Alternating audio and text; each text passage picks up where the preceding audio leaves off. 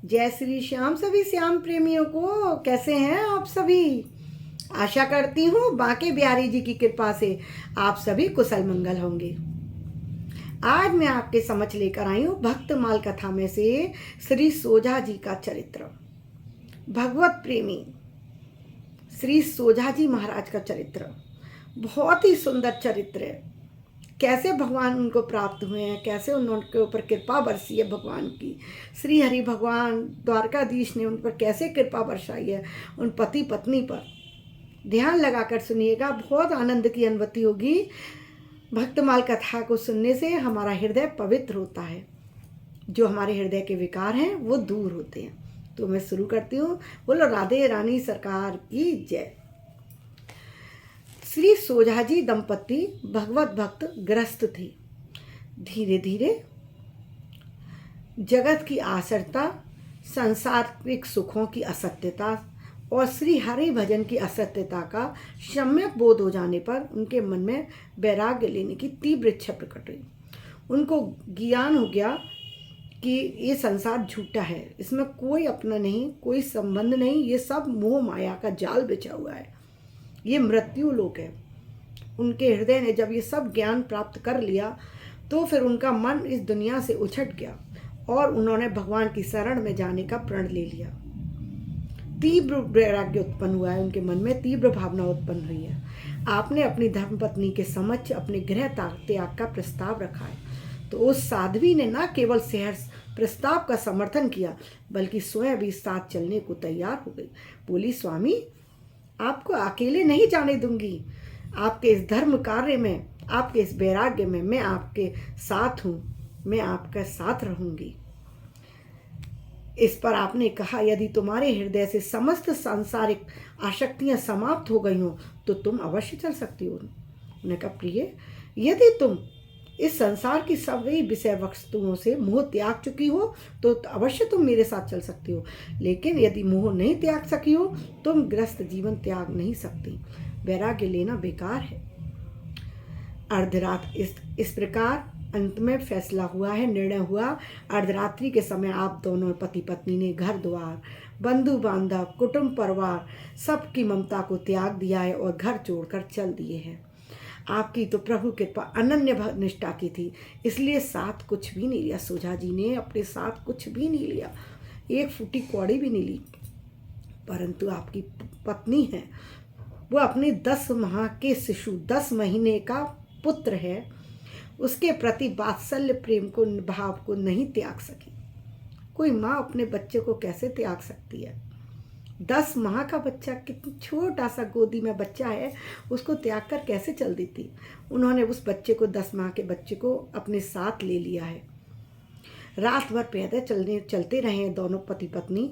सुबह जब प्रातः काल उजाला हुआ है तो सोझा जी ने देखा उनकी पत्नी में बच्चा है, गोद में उनका पुत्र है। बोले, अभी तुम्हारे मन में संसार के प्रति बहुत राग है, तो मोह में फंसी हुई हो। अपनी पत्नी से बोले कि तुम्हारे मन से मोह नहीं गया है। मैंने तुमसे कहा था यदि साथ चलना चाहती हो तो सारे मोह छोड़कर चलना, तब तुमने कहा कि मैंने सारे मोह छोड़ दिए। अब यदि तुम्हें मेरे साथ आगे चलना है तो शिशु को, पुत्र को यहीं छोड़ दो। पत्नी ने बड़े करुण स्वर में कहा, हे नाथ, यहाँ इसका लालन पालन कौन करेगा? सोझा जी कहते हैं, आपने पृथ्वी पर रेंगते हुए जीव जंतुओं को देखा है? अपनी पत्नी को से कह रहे हैं कि तुमने देखा है जमीन पर कितने कीट मकोड़े, जीव जंतु रह रहे हैं पृथ्वी पर, है ना? पशु पक्षी सबका लालन पालन जो करता है ना, इन सबका वही ईश्वर, वही परमात्मा हमारे पुत्र का लालन पालन करेगा। आपकी आज्ञा का पालन करते हुए, सोझा जी की आज्ञा थी ना कि आगे चलना है तो पुत्र त्याग कर दो, तो सोझा जी की आज्ञा का पालन करते हुए पत्नी ने बालक को वहीं छोड़ दिया है और दोनों आगे चल दिए हैं। देखिए त्याग, पहले घर छोड़ा, संबंधी छोड़े, सारी वस्तुएं छोड़ी, धन छोड़ा, वैभव छोड़ा, और अब रास्ते में पुत्र भी त्याग दिया है, 10 महीने का पुत्र भी त्याग दिया है। उधर परिवार के लोगों ने सुबह होते ही देखा कि जब आप दोनों नहीं हैं घर में तो आपकी खोज शुरू की है। जब वो ढूंढने निकले हैं तो उनको आगे जाकर आपका पुत्र मिल गया है। उन लोगों ने आपके पुत्र को ले लिया है। नगर में इस बात की बहुत चर्चा हो रही थी कि राजा के कोई पुत्र नहीं है, संतान नहीं है, इसीलिए राजा को एक पुत्र गोद लेना है। जब सोजा जी और उनकी पत्नी ने पुत्र का त्याग कर दिया है तो उनके परिवारजनों ने सोजा जी का पुत्र राजा को गोद दे दिया। इधर आप दोनों चलते चलते पूरा दिन हो गया, पर कहीं से कोई व्यवस्था नहीं हो पा रही। अन्न का एक दाना भी नसीब नहीं हुआ। सोजा जी कहते हैं हम तो भगवान पर ही आश्रित होकर निकले कि भगवान ही हमारी सब व्यवस्था करेंगे, परंतु क्या बात है कि आज भगवान हम पर कृपा नहीं कर रहे हैं, ऐसा क्या कारण है। अपनी पत्नी से बोलते हैं कि जरूर तुमने कुछ ऐसा किया है जिससे प्रभु प्रसाद हमें नहीं मिल रहा है, हम कृपा से वंचित हैं। कहीं तुम्हारे पास कुछ है तो नहीं, कहीं तुम्हारे पास कोई धन तो नहीं है, इसीलिए प्रभु हम पर कृपा नहीं कर रहे हैं। क्योंकि प्रभु सोच रहे हैं पहले ये धन है इसको खर्च कर लो, मैं उसके बाद देख लूँगा। भगवान तो अंतर्यामी है, भगवान ने देख लिया कि अभी तुम्हारे पास अशर्फी है, सोने का सिक्का लेके चली थी वो, तो अगर वो है तो पहले उसको खर्च कर लो, मैं तो कृपा कर ही दूंगा। पत्नी ने कहा हाँ ये मेरे पास सोने की मोहर है। सोजा जी फिर कहते हैं मैंने तुमसे कहा था मोह त्यागना, माया त्यागना, तभी मेरे साथ चलना। फिर तुमने गलती करी, पहले पुत्र को साथ लिया और अब ये माया, इसीलिए प्रभु कृपा नहीं हो रही। उन्होंने उस मोहर को लिया है और फेंक दिया नदी में।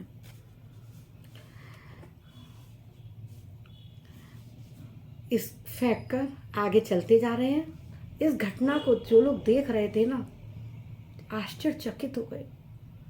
कितने बड़े महात्मा हैं कि अपने पास एक दमड़ी भी नहीं रख रहे, एक पैसा भी अपने पास नहीं रख रहे हैं। लोगों को बड़ा आश्चर्य हुआ है कि कितने बड़े सच्चे और संत सिद्ध संत हैं। नगर में पहुंचने से पहले ही इनकी कीर्ति पहुंच गई है।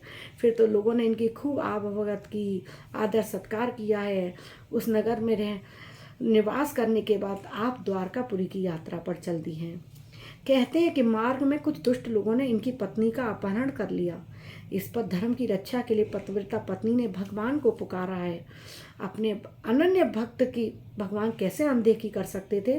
उन्होंने तुरंत हनुमान जी को आदेश दिया है और सोजा जी की पत्नी की मदद की है, दुष्टों को दंड दिया है, आपकी पत्नी को वापस लेकर आए हैं। साथ ही भगवान ने आकाशवाणी की और सोजा जी की पत्नी की पवित्रता का प्रमाण दिया कि सोजा जी आपकी पत्नी पवित्र है, आप उसको स्वीकार कीजिए।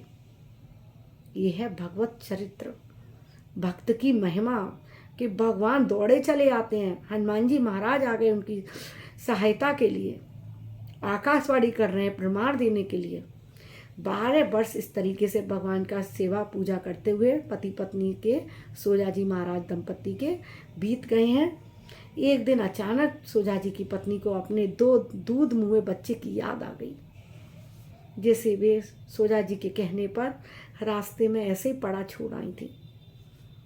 उन्होंने सोजा जी से कहा स्वामी क्या हुआ होगा हमारे पुत्र का, कहाँ होगा हमारा पुत्र, ठीक होगा भी कि नहीं होगा। आज मेरा मन बड़ा विचलित हो रहा है इस बात को सोच सोच कर। उन्होंने कहा स्वामी आप तो प्रभु कृपा आप पर इतनी, आप तो जरूर जानते होंगे। फिर भी पत्नी को भगवत प्रकार कराने के लिए सोजा जी ने सोचा कि मैं ही इसको बता दूं, लेकिन फिर सोजा जी ने सोचा प्रमाण देने से ही विश्वास होता है। सोजा जी ने अपनी पत्नी को अपने साथ लिया और अपने देश आए हैं वापस, जिधर से गए थे ना शहर से, उधर ही वापस लौट कर आए हैं और एक बाग में रुके और माली से पूछा यहाँ का राजा कौन है। माली ने बताया यहाँ के राजा की कोई संतान नहीं थी, अतः उन्होंने भक्त सोजा जी के पुत्र को गोद ले लिया, जिसे उसके माता पिता जंगल में छोड़कर चले गए थे। अब वही लड़का यहाँ का राजा है, सोजा जी का पुत्र, जिसको वो जंगल में छोड़कर भगवत प्राप्ति के लिए निकल पड़े थे, आज वो वहाँ का राजा है। सोजा जी के साथ होता तो राजा होता, पत्नी गोद में लिए फिरती तो राजा होता। जिसके ऊपर कृपा प्रभु की होती है उसके लिए तो सारे दरवाजे खुल जाते हैं। सोजा जी की पत्नी इस भगवत कृपा से गदगद हो गई सुनकर। उन्हें विश्वास हो गया कि जो भाव से भगवान की शरण में जाता है उनके योग क्षेम का वहन स्वयं श्री भगवान ही करते हैं। उनकी कृपा बरसती है जो भगवान की शरण में जाता है, सब कुछ भगवान देते हैं। उसके पास किसी बात की कोई कमी नहीं रहती। ऐसा लगता है जैसे भगवान साक्षात उसके सारे काम कर रहे हैं, है ना। एक भजन आता है ना, मेरा आपकी कृपा से सब काम हो रहा है, मेरा आपकी कृपा से सब काम हो रहा है। करते हो तुम कन्हैया, करते हो तुम कन्हैया, मेरा नाम हो रहा है, मेरा आपकी कृपा से सब काम हो रहा है। तो भक्त चरित्र सुनने से क्या प्रेरणा मिलती है हमें कि जब हम भक्ति की मार्ग पर हों, भगवान की शरण में जा रहे हों, तो हम अपने किसी भी वस्तु के विषय में, संबंध के समय में विषय में विचार करने की ना सोचें। अरे विचार करने के लिए प्रभु है ना। जब वो इतनी पृथ्वी पर इतने जीव जंतु हैं, सबके लिए दाने की व्यवस्था करते हैं, सबके रहने की व्यवस्था करते हैं, सबकी सुरक्षा करते हैं, तो क्या वो हमारी नहीं करेंगे? हम अपनी जिम्मेदारी खुद लिए रहते हैं, इसलिए प्रभु हमारी नहीं करते। जब सोजा जी की पत्नी के हाथ में वो सिक्का है, वो सोने की मोहर है, तब तक प्रभु कृपा नहीं हुई, तब तक भगवान ने उनके भोजन का व्यवस्था नहीं करी। और उसको फेंकते ही सब ग्रामवासियों ने उनके लिए आदर सत्कार किया, उनके भोजन की व्यवस्था करी। तो विश्वास तो करो। जब विश्वास करोगे तो भगवान आएंगे। द्रौपदी के लिए आए, गज के लिए आए, मेरे लिए भी आए। मैंने तो अपनी कथा सुनाई है ना। नहीं सुनी हो जिसने, आप मेरी वीडियो सेक्शन में जाकर सीमा की श्याम सखी बनने की कहानी जरूर सुनिएगा कि जीवन में परिवर्तन कैसे होता है, भगवत नाम लेने से जीवन परिवर्तित कैसे होता है। पुरानी बात तो नहीं कह रही ना, ये तो मैं अपने जीवन का अनुभव बता रही हूँ।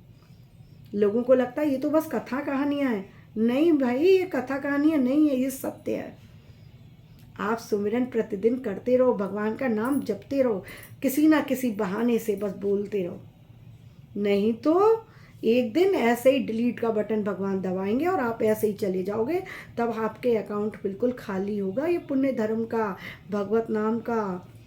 फिर क्या करोगे? कहाँ से कुछ भी लाओगे? वहाँ कौन देने जाएगा आपको पैसा? ये माया तो यहीं रह जाएगी ना। वहाँ कौन देगा आपको कुछ भी? तो उसकी पूर्ति के लिए यहाँ से ले जाने की व्यवस्था तो कीजिए। मृत्यु का तो सबको पता है, आनी है। तो जब मृत्यु के उपरांत हमें अपनी व्यवस्था करनी है ना, जैसे हम बुढ़ापे के लिए व्यवस्था करके चलते हैं, पैसा जोड़ते हैं। अरे भाई, बुढ़ापा आया ना आया ये तो किसी को नहीं पता, पर मृत्यु आएगी, ये कटु सत्य, अटल सत्य है। किसी का विवाह होगा कि नहीं, बुढ़ापा आएगा कि नहीं, क्या होगा इसका भरोसा नहीं है, लेकिन मृत्यु आएगी ये एक अटल सत्य है।